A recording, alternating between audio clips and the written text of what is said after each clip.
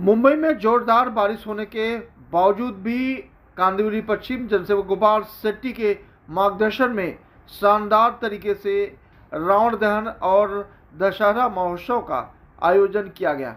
लगातार 17 वर्षों से युवक मंडल द्वारा यह आयोजन किया जाता है, लेकिन इस बार प्रचंड बारिश होने के बावजूद भी जो तस्वीरें आप देख पा रहे हैं वो बेहद ही आकर्षक है, बेहद ही खास है। यह मेहनत है जनसेवक गोपाल शेट्टी की, यह ताकत है जनसेवक गोपाल शेट्टी की, जहां पर कम समय में भी और बारिश होने के बावजूद भी बड़ी संख्या में लोग दशहरा देखने के लिए यहां पहुंचे, जहां पर रावण दहन बेहद ही खास तरीके से यहां जलाया गया। तस्वीरें देख पा रहे हैं, 50 फीट का रावण यहां बनकर तैयार है, लेकिन जोरदार बारिश होने के बावजूद भी लोग यहां डटे रहे। यह प्रेरणा है जनसेवक गोपाल शेट्टी की।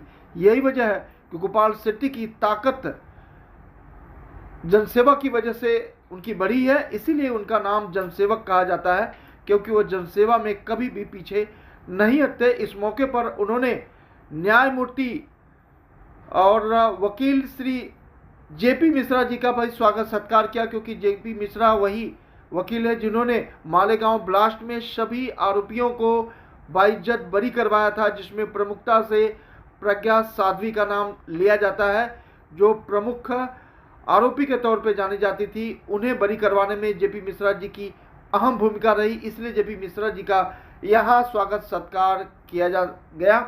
कहा जाता है असत्य पर सत्य की विजय का प्रतीक रावण जलेगा। यही वजह है कि रावण के जलने के साथ ही जेपी मिश्रा जी का भी यहाँ सत्कार किया गया। यह तस्वीरें हैं जब भारी बारिश होने के बावजूद भी खड़े रावण को यहाँ जलाया गया और संदेश दिया गया कि बुराई कितनी भी बड़ी क्यों न हो, राम उसे जरूर मार डालते हैं। हो रहा है 2008 के मालेगांव बम ब्लास्ट में जिन्होंने पकड़ के खड़े हो जाओ और जो भगवा को एक आतंक कह रहे थे, उनको पराजित करने का काम भी आदरणीय श्री मिश्रा साहब ने किया। यहाँ पर भेंट कर रहे हैं आदरणीय, और ये बंदर और ऐतिहासिक क्षण है। युवक मंडल पोइसा जिमखाना भारतीय जनता पार्टी के माध्यम से हर साल यहाँ पर रावण दहन का कार्यक्रम होता है और कोई न कोई कार्यकर्ताओं का सम्मान भी हम लोग किया करते हैं। और मैंने कहा कि ये तो एक परंपरा, इसलिए रावण का दहन हुआ है। रावण दहन इसलिए करते हैं कि समाज में भी आज भी रावण रूपी लोग पॉलिटिक्स में है, रावण रूपी लोग पुलिस में है, रावण रूपी लोग एडमिनिस्ट्रेटिव सिस्टम में है। तो ऐसे सारे रावणों को जलाना चाहिए, उनके विचारों की होली होनी चाहिए, तभी ये लोकशाही में लोगों को न्याय मिलेगा। इसलिए मैंने कार्यकर्ताओं का आह्वान किया कि मैंने 33 साल के राजनीतिक जीवन में किसी का 200 फुट का घर भी टूटने नहीं दिया, और आज संतोष सिंह जैसे का करोड़ों रुपए का नुकसान अगर महानगर पालिका के अधिकारियों ने किया है, तो भारतीय जनता पार्टी के कार्यकर्ताओं ने एकदम संघर्ष के लिए तैयार रहना चाहिए। लोग किसके आधार पर जिएंगे, लोग किसके आधार पर जिएंगे? जब गोपाल शेट्टी सांसद के रूप में, विधायक के रूप में, नगर सेवक के रूप में काम करता था, लोगों को एक आधार था कि हमारे पीछे गोपाल शेट्टी है।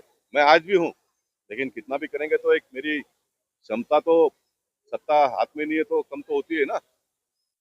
जी, पूरे उत्तर मुंबई में इकलौता रावण यहाँ जलाया जाता है और इस साल जो है भीड़ बहुत ज्यादा है, हालांकि उम्मीद लगाई जा रही है। नहीं, मुझे बहुत चिंता था कि जब शाम को मैं आया तो यहाँ पर 5 लोग भी नहीं थे 6 बजे, और मुझे चिंता हो गया तो क्या होगा, लेकिन मुझे मेरे परमात्मा पर पूरा भरोसा था।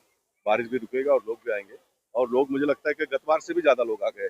आप लोगों ने उतारा है सबको वीडियो में, दिखा दो लोगों को, जो लोग घर पर बैठे हैं उनको पता चलेगा कि लोकशाही को किस तरह से मजबूत किया जाता है। घर पर बैठ के मजबूत होता नहीं लोकशाही को मजबूत करने के लिए घर से बाहर निकलना पड़ता है।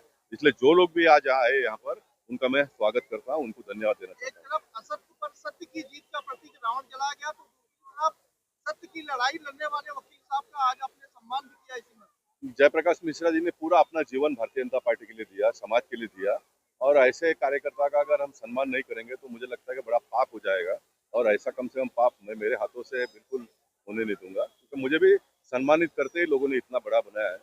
तो जिनके नेतृत्व में मैं काम करके यहाँ तक पहुँचा है, तो उनका सम्मान करना मेरा दायित्व बनता है, मेरा फर्ज बनता है, वो हमने किया है।